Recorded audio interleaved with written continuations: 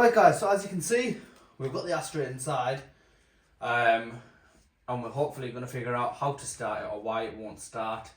Hopefully it's nothing too big, because the Copart listing did say engine ran and drove. I have had the battery on charge overnight. I haven't done a battery test on it, but the battery has been on charge all night. So I'm kind of hoping when we connect it back up we should get some sort of spark.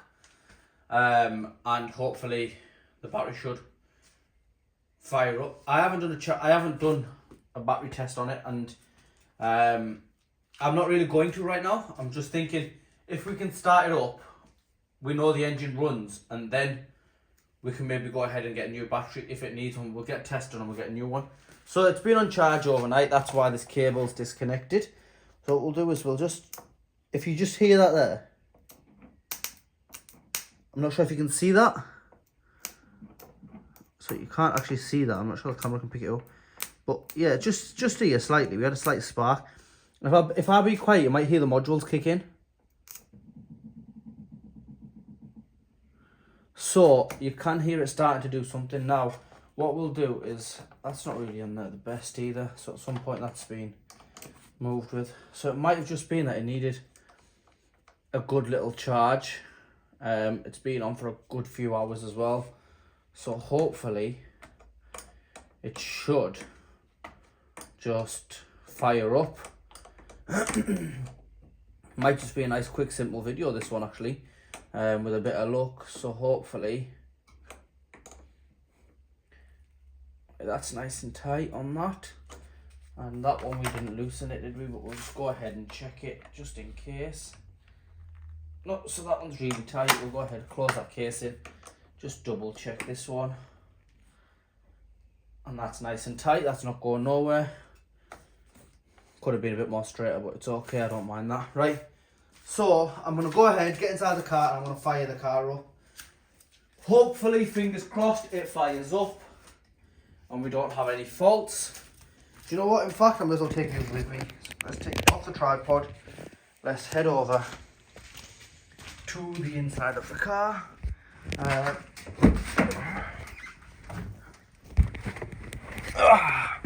So what we didn't have last time and we do have this time is a dash. We've got 89,000 miles on the clock, so we've got power. Handel seems to have had a great sense we've got radio. of humour, says David Vickers, and generously supported charities. Just turn the radio off. We've got a code 59. Okay.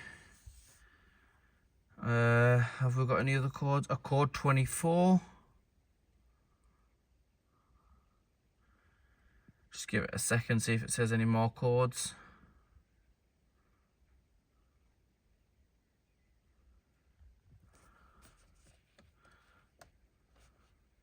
And that's it. So it's done 57.5 miles since it was last cleared. It's done 89,078 miles in total. Just going to push the clutch down and try fire it up.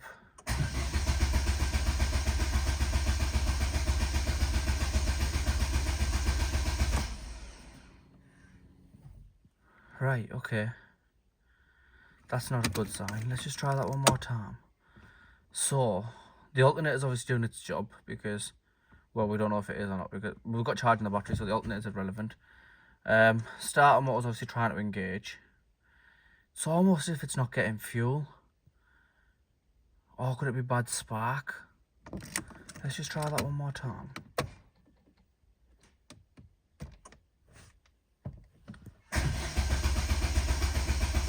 Right, so we'll just go ahead and kill that off now.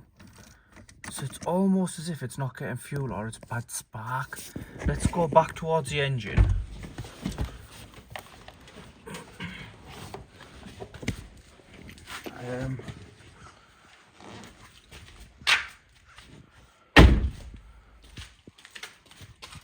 It's almost as if we had one good issue, one good thing, and then bad things follow with it. So if I just bring you back there. Right, so it was almost as if, so we had The battery's giving it power. Alternator, fan belt, everything's irrelevant. Starting what was engaging. Didn't seem like it was getting spark. Or was it not getting fuel? Now this is a petrol, so it should have a fuel rail, which it does just along the back here. And if we just open this here, what we can just do is see if there's any fuel coming to the fuel rail. And the way you do that is, if we just push it down ever so slightly just to see if we've got any build-up of fuel in there. I'm just going to press it lightly because obviously I don't want petrol going everywhere. Yeah, so we've got petrol. Right, so we've got fuel coming to the front. And it's coming to the fuel rail, which means the fuel sender pump isn't bad. That was one thing I was a bit concerned about because I'm not too sure. But I think on these cars you have to drop the tank. Now because we did just squirt a bit of petrol out and we are going to be trying to start this engine, I've got brake cleaner. So this is just a bottle of brake cleaner. And what I'm going to do is spray it on there just to clean up everywhere that we've been. So we've got fuel. So are the spark plugs okay? And are the fuses okay? Or should we connect the diagnostics? What we'll do is, what we're going to do, right, is we're going to have a look at the spark plugs first, and we'll have a look at the spark plugs. I'm not sure on this if they're all individually plugged in, or if it's one big coil pack and they all go like that. I can't remember because I haven't changed one in a long time. If none of these are loose, no wires are broken, not going to pull the plugs out, we're just going to have a look at that. We might have to get the diagnostics machine onto it, and if we do have to get the diagnostics machine onto it, that will point us in the right direction of the fault code. So just to get this off, it just slides that way a little bit and then pops up, so we can see that there. And then this isn't what I was hoping for. So in this case, it's all one big coil pack. So as you can see, it's one big coil pack held in by 2 screws. I was hoping it was individuals, and with a bit of luck, maybe a wire was broken or something, but it isn't, unfortunately. Not exactly what I wanted to be seeing. So it turns out we might have to, nothing, you know, just off the top that's obvious, might have to plug in the diagnostics machine and just have a look at what fault code it's bringing up and work our way from there. Just obviously looking at the top, it doesn't look like anything's unplugged. Everything seems to be sat in the correct place. Oh, right, okay, right. So I think we've had a very, very, very, very good break with this. I've been lucky. If I just bring the camera like here, so if I just show you what I've just seen. So while I was talking to you about that, I started checking the wires just over here. I started checking just slightly on the wires over here. When I say checking, I was just, you know, grabbing them, making sure that weren't unplugged or anything like that. And I came across this, which to me looks like it's been pushed back. So just out of curiosity, I went to push it back, and that should be clicked in to place. So if we go ahead and put that on, I'm not sure if you've seen that, but that tab went down, and then you're supposed to lock this in like that. So now this won't actually move back anymore. So that's gone on like that, and then this cover should just slide back into place, but it's not doing it right now. Let me just have a look. Does it slide? Okay, I can just pop this one down like that and use a bit of pressure on it, and it'll just click in. There we are. But that isn't actually coming back out. That's the plug there, by the way. That isn't actually coming back out. So I think with a bit of luck, we might get rid of the codes. I think code 24 is loosely related to, what's it related to? A rear bulb. I think, if I'm not wrong, it relates to the number plate bulb on the rear. But what I'm going to do is I'm going to leave you guys here whilst I bloody hell, I can't get my words out today. Whilst I go and start the engine. I'll just quickly check the coolant's alright. It looks relatively low. And that's because it is low. Crap. Right. What we're going to do is, have I got any coolant? I've got so much, I can transfer it over. Right, okay, so what we're going to do is, we're going to go ahead. It's got enough in it to fire up. So what we're going to do is, we're going to go ahead and we're going to fire the car up. Yeah, what we'll do is we'll fire it up. Hopefully, fingers crossed, it starts up. We're not going to mess with the coolant until I know the engine starts up. Because I don't want to have bigger issues where it's not making sense to continue with this rebuild anymore and, you know, cut our losses. But I'll leave you guys here and I'll quickly go and fire the engine up. And let's see what happens.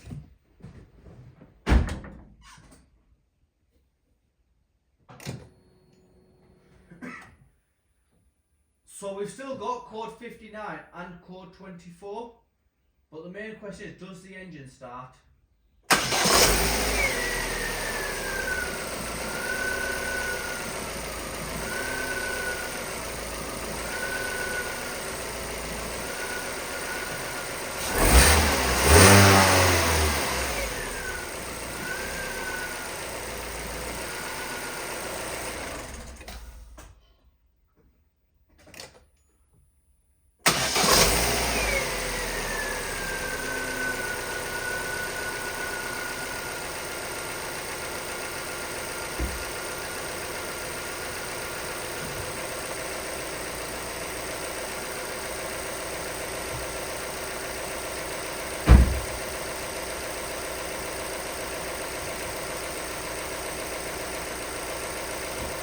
Right guys, so as you can see, the engine has actually started up. It doesn't sound too bad, which is absolutely brilliant. Obviously we need coolant. We do have two fault codes still. One is 24 and one is 59. So what I'm hoping is in this video to get rid of all the codes.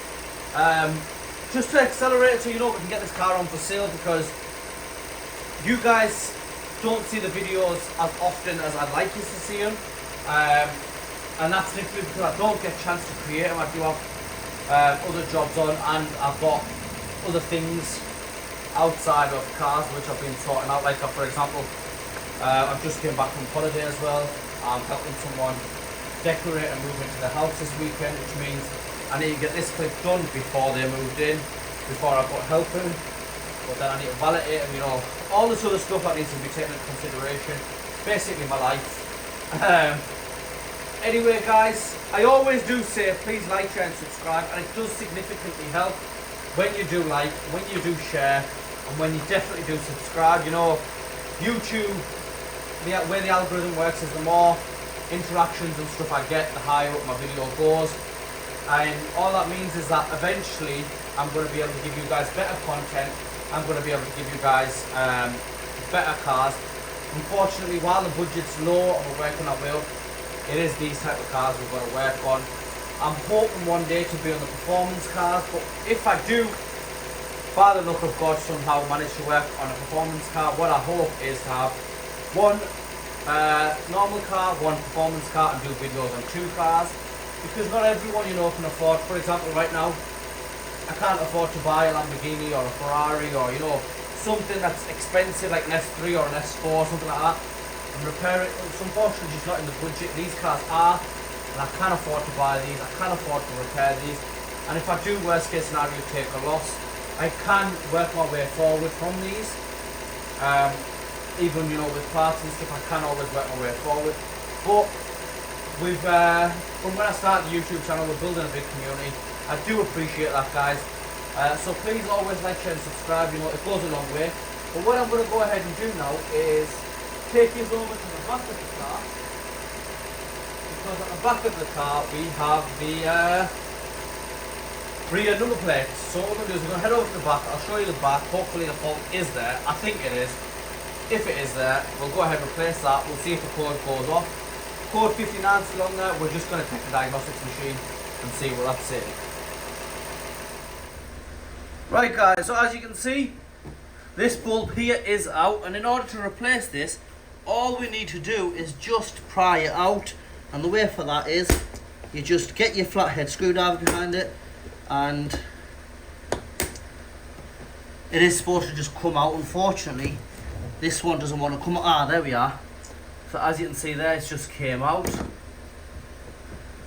And that is the light in itself. So that light isn't working, and the way to take it off the back, you don't really need to take it off the back, so we're not going to. So that's the bulb we need. That's the bulb we need. I'm going to quickly go ahead and grab this bulb.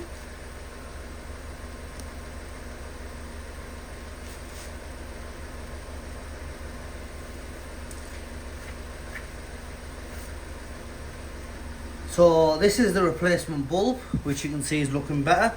And all this does is it just pops into this here. So if we just go ahead and put this bulb in, you'll see it within a second of it going in start to light up. So there we are, that bulb's in there and now it's lighting up. I'll just drop that down for a second so I can show you the old one. That was the old one. I'm not sure if the camera's picking that up. Not only is it broke in the middle, it's also a bit black, which indicates to us that it's broken. Sorry, it's burnt out. And now this should ultimately get rid of our code 24, and to put this back in, it literally, as you can see there, you just twist it around, find it the right way, twists in, and now that won't come back out. And then literally as you took it out, you just put it back in. So you find the bumper, and then you should hear it click. There we are, and now that's all working.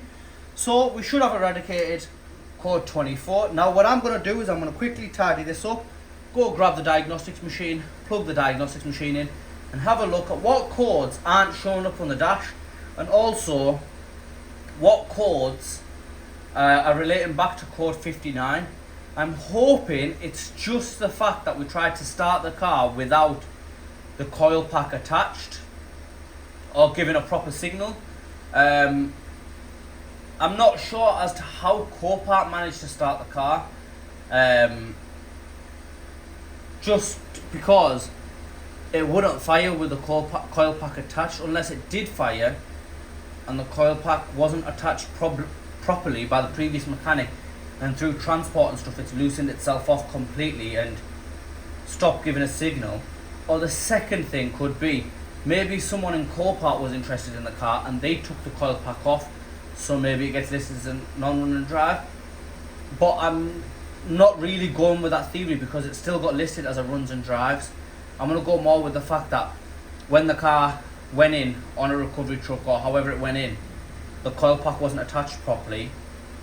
It was then, what would I say, it was then, you know, moved about and stuff like that, and the coil pack over time has just pushed back a little bit.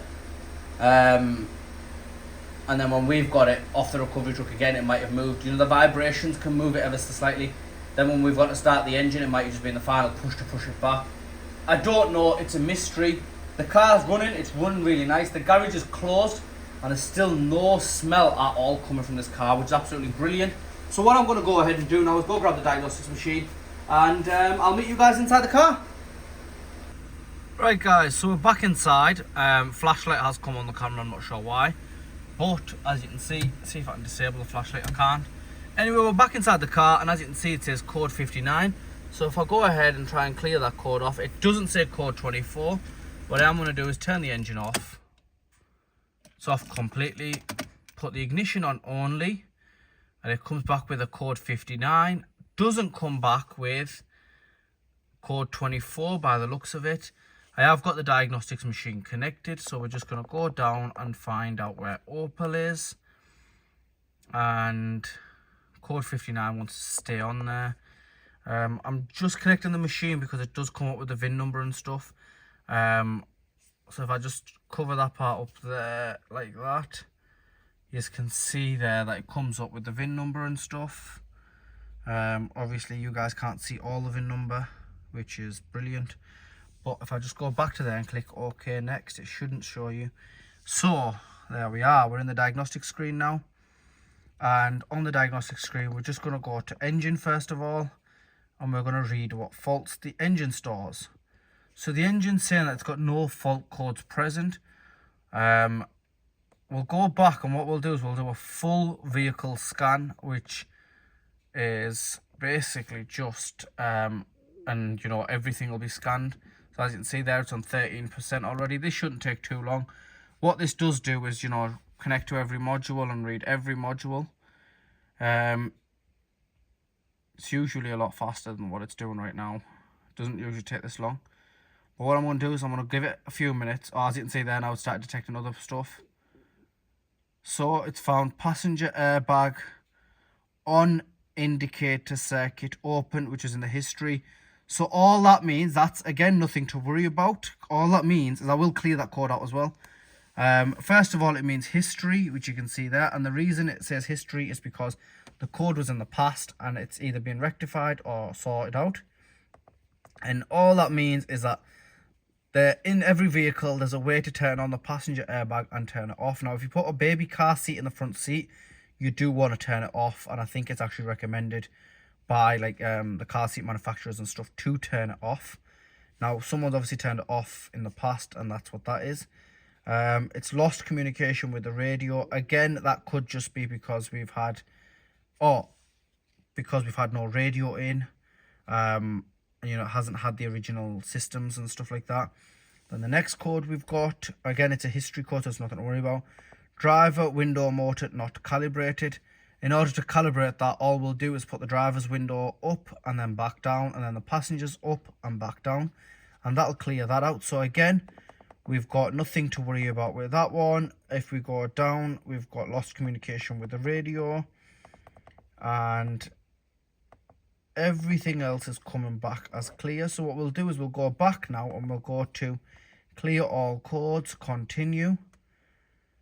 So this should take a few seconds, well, a few minutes, and what it'll do is it'll clear all the codes out. Once it's cleared all the codes out, code 59 should disappear. Now this goes into all the different modules and, you know, clears the codes from there. If it can't clear the code because the issue's still there or a fault's still there, it will come up at the end with everything it's done and everything it's failed.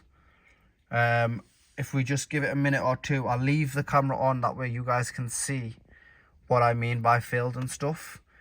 It'll also try to clear stuff that the car might not even have. So front camera module, this car doesn't have a front camera, but it's still trying to clear it. When it can't clear it, it'll just move past it, knowing that the car doesn't have one fitted. It just means that some vehicles came with it, like it's got the park assist module and stuff like that. So it's just going to try and clear everything it possibly can. Because there was no major fault in it, I'm not fussed. Obviously everything was history other than the two windows, which are working. We just programmed. So as you can see there, it says engine code cleared, anti-ABS brakes, anti-lock brakes cleared. Airbag was also cleared. The BCM module, which is body control and tire pressure monitor, they were cleared. Power steering was cleared. Instrument cluster codes were cleared. Heating and ventilation codes were cleared. So it's cleared 7 systems, and it's cleared the code in 7 systems. So if we click OK, now it'll go back. And then if we just head over into the speedometer itself, that unfortunately still says code 59. I'm going to power it on. What does it still say? It still says code 59, unfortunately. The second trick now for this would be to disconnect the battery and leave it for 5 to 10 minutes and see if that clears the code out. So what I'm going to go ahead and do now is, whilst I'm putting the diagnostics equipment away, I'm going to unplug the battery, and hopefully that gets rid of code 59, because it's not coming up in the diagnostics. And I believe there is no engine management light when we're starting the engine. So you can see the engine management lights on the left hand side. All the lights turn off. The seatbelt light stays on because obviously I'm not wearing a seatbelt. Headlights are on because they're automatic. Temperature's holding because the engine's been running for a while. Fuel is next to 0 because it needs fuel, and speed is 0, which I would hope so because we're stationary. So what we're going to do is disconnect the battery, give it 5-10 minutes, and hopefully that gets rid of the code, and I'll be back with you once I've tidied everything up, and we'll go from there. Right guys, so I haven't tidied up, I haven't put the diagnostic equipment away, and I haven't disconnected the battery. What someone has just told me is code 59 We've had someone walk in there who's a good friend of mine, and he goes that code 59 relates to the windows not being programmed. So what we're going to do is we're going to program the windows and see if code 59 goes away. It didn't stay on there actually. Right, all I did there, right, was put the window up and the code 59's gone. But what we're going to do is we're going to go ahead and program the windows in anyway. And the way you program them is all you need is the switch there and the speedometer here. So what we're going to do is we're going to put the key in and we're going to turn it to stage 2, which is just there. We're going to come over to the switches here. You put it down, keep hold of it so it goes all the way down. Window's gone fully down. And then you push it up for the window to go completely up. And now that's the driver's side window synchronized. Passenger side down. And you can do this all from the driver's door. That's fully down. Let go. And now push it up. Now if yours is a 5-door and it's an electric, what you would then do is you would do this side one here. So driver side rear one here. And then passenger side rear one here. And that would synchronize them all for you. In our case, has it synchronized it? Well, it didn't come up with the code 59 anyway, and it's no longer coming up with the code 59. So we don't have to disconnect the battery and do that. So as you can see, we're all good to go there. There's no codes coming back. I did give it a few seconds. There's no issues. Car's running nice. Luckily, this one was a quick and safe repair. In the sense of that it could have cost a fortune with the engine not running. I'm lucky it was just as simple as that, and the codes have cleared up. One bulb and the windows could have given us a run around, however it didn't, so I'm glad that's worked out there.